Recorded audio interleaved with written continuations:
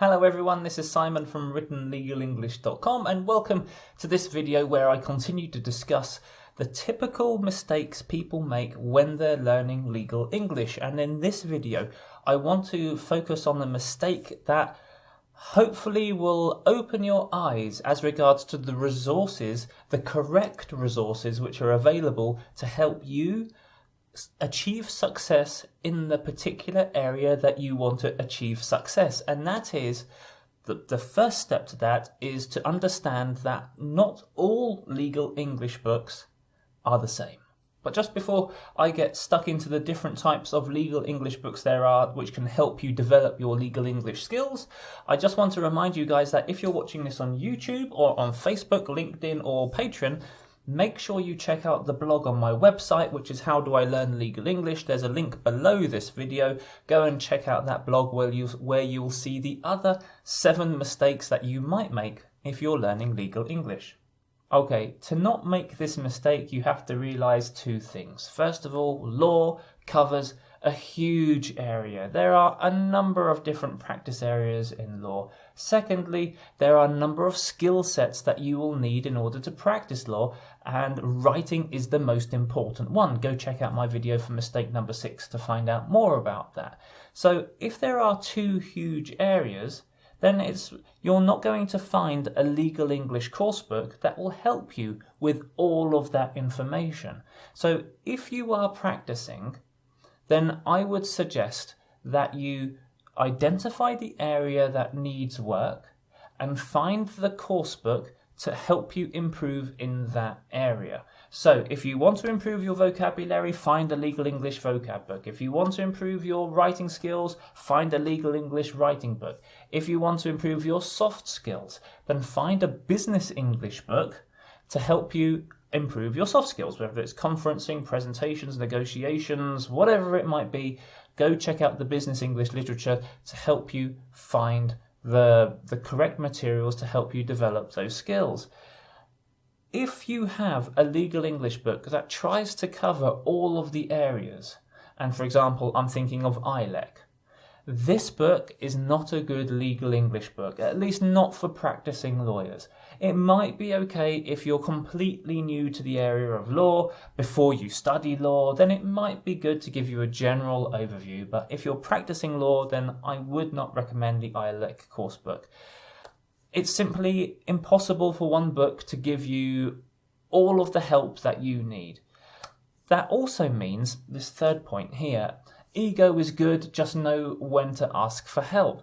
I've worked with lawyers, native lawyers, and I've worked with non-native lawyers, and lawyers tend to have, unfortunately this is my experience, something of an ego. And I can understand that because lawyers are intelligent, they've done lots of work, their work is demanding, their expertise is required, they are experts in their area of law.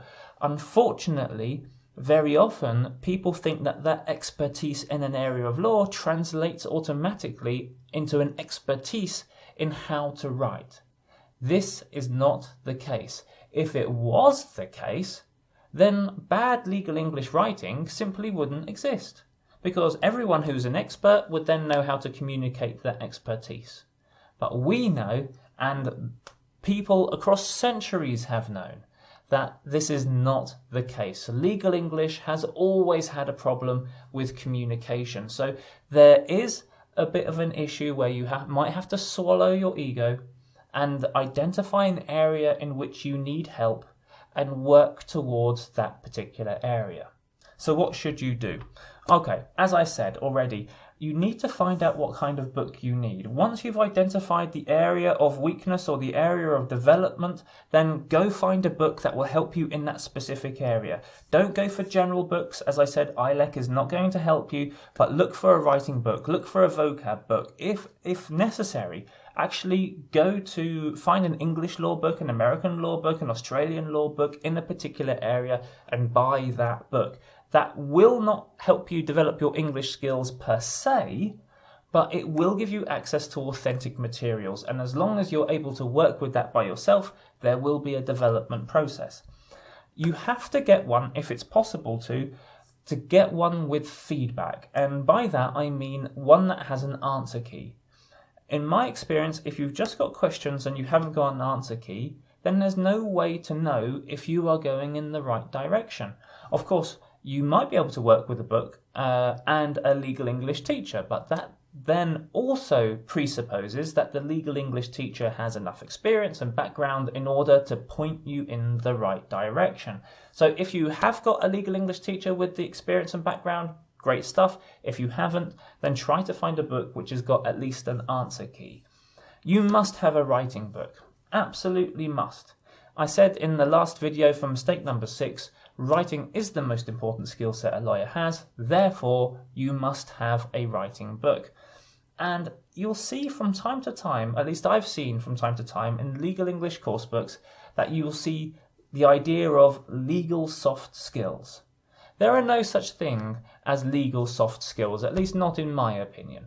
There are soft skills that you need in English, and largely, as I said earlier on, these come under the area of business English soft skills. So if you're presenting at a law conference, then business English presentation skills will help you with that. There's nothing specific about legal English presentation skills. As far as I'm concerned, that kind of thing doesn't exist. So any book that points you in the direction of legal English soft skills, in my opinion, this is not necessary.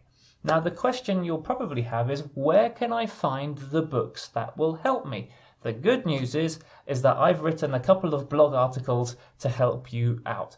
Underneath this video, you're going to see some links to you're going to see 2 links to 2 blogs. The first link is going to be an analysis of what you need to improve. So it's something for you to read through and think about. The second blog article is where I'm going to recommend the best book for particular skill areas or for particular ability areas. So have a look at that list of books, have a look at my recommendations, and then maybe buy one of those books to help you develop your skills, whatever that skill set might be. However, there is a free resource available to you if you want to improve your legal English skills, and that is my free legal English exercises. You'll see lots of exercises there to help you develop your writing skills and your vocabulary skills as well in a general sense. So general legal English prepositions, general legal English collocations, general legal English vocabulary, because there's lots of vocabulary that covers all areas of law.